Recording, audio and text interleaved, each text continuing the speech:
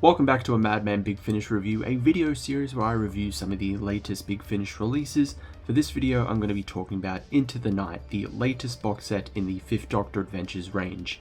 Now, I'm going to go in as spoiler-free as possible. It's comprised of 2 stories, starting off with our first story, Pursuit of the Nightjar by Tim Foley. Now, what a way to start this box set. This is a fantastic story. I really enjoyed this. So it has several themes. It has a meeting your heroes or never meet your heroes. It's kind of a historical event, even though it's set in the future. It's not what it seems. So history is not how it was dictated, how the history books explain it, and trying to correct it or try and keep it on track. But this is for the Doctor. It's a very personal event because Nyssa and Tegan arrive on the Nightjar, and he recounts that the Nightjar is a very famous ship that captained by Captain Gobin, who for 3 years traveled to deliver medical supplies to help which would essentially help end a war. And it's an event that was a huge inspiration for the first Doctor, a single man in an old ship, facing against the odds, facing adversity to deliver hope. So it's an event that had a profound effect on the Doctor. So for him, he's there as kind of a fanboy, and it's a very personal event for him to witness. And as usual with Doctor Who, something goes wrong, and it seems like history could change now, and the Doctor needs to find a way to make sure it stays on track. So, with all of that, it's great. Tegan has a really great moment with the Doctor, kind of using his whole, him being inspired by the Nightjar, using it on him as motivation. I won't go into too much detail without spoiling it, but I think that was a fantastic scene. The characters in here, Gobin really enjoyed. Aslo, on the other hand, so the whole time that the Nightjar is being pursued, the whole time that I should say the Nightjar is traveling, it's being pursued by a rival ship called the Nemesis, captained by Aslo, who's on the opposing side of the war. So she wants to make sure that Gobin does not succeed, but they've been traveling for so long, and they're the only company that each other have, because it's a solo mission for both of them. They've built up this kind of weird camaraderie with one another, and I really enjoyed that dynamic. And in between the parts, they splice in conversations between the two throughout their journey, and I really enjoyed those. I think there was kind of fantastic kind of insight to those two characters, and it relates to kind of the story and the journey that's been going on.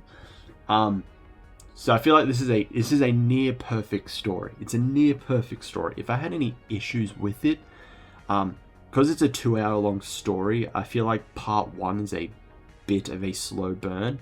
Just a little bit. It does take its time to get set everything up, get the gears in motion, and the threat again, I can't spoil it. The threat in the story, I felt was kind of underwhelming. I felt like you could have probably taken it out, and the story might not have changed, because it's essentially, this is your basic this is how history actually happened. This is what wasn't recorded in the history books, so to say. So I feel like the threat in the story, you could have taken it out. But regardless of these issues I had with Pursuit of the Nightjar, I was really engaged and enthralled with this story. I think it was so good. Probably of this year, it's probably the best 5th Doctor story of the year. So that leads us into our second and final story, Resistor by Sarah Gricella. Have you ever wondered 2 things? 1. Can the Doctor drum? 2. Can he put on a convincing Australian accent? Well, do I have a story for you, which is Resistor. So, landing in a club in Warsaw, which they didn't intend, they discover a band that is missing a musician. So the Doctor elects himself to take part in this band as a drummer. And he, to Nyssa and Tegan's surprise, he's actually pretty good at it. But the entire club is forced to flee when the secret police arrive to arrest people. Eventually, one of our main characters, Isa, I believe their name was, is arrested by the secret police alongside Tegan. Much earlier than this, Tegan tries to pass herself off as a relative to a Australian ambassador, the Doctor, which leads to the Doctor putting on an Australian accent. Now, I feel like someone reminded him that his son-in-law, David Tennant, tried to do a German accent in Colditz, his first ever foray into Doctor Who. So I felt like he decided, I can do something similar. It's not bad. It's barely passable. I think it's supposed to be played off as a joke, because he's just pretending to be an Australian ambassador. So I don't think it's supposed to be serious at all. Probably for the situation, but I think how it's structured, how it's played off. I think it's supposed to be a joke, but let's not do it again. Janet, as our Australian representative in Doctor Who, no, if Peter gets any ideas to do it again, or any writers give him ideas to do it again, stop them. Please stop them. But overall, I think with Resistor, I enjoyed it. I think it's a solid story.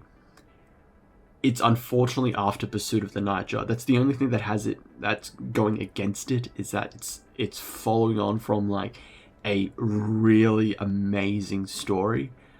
So it's kind of overshadowed by it, unfortunately. But I still liked Resistor nonetheless, and I've seen a lot of people say they really liked Resistor as well. So I think it's a good, solid story. It doesn't it doesn't overstay its welcome. It fits well in that 1 hour time frame for this story. So overall, actually before I even get into that, the cover for this box set by, I believe, it's by Ryan Applin. I really enjoyed this cover. I think it's a fantastic cover.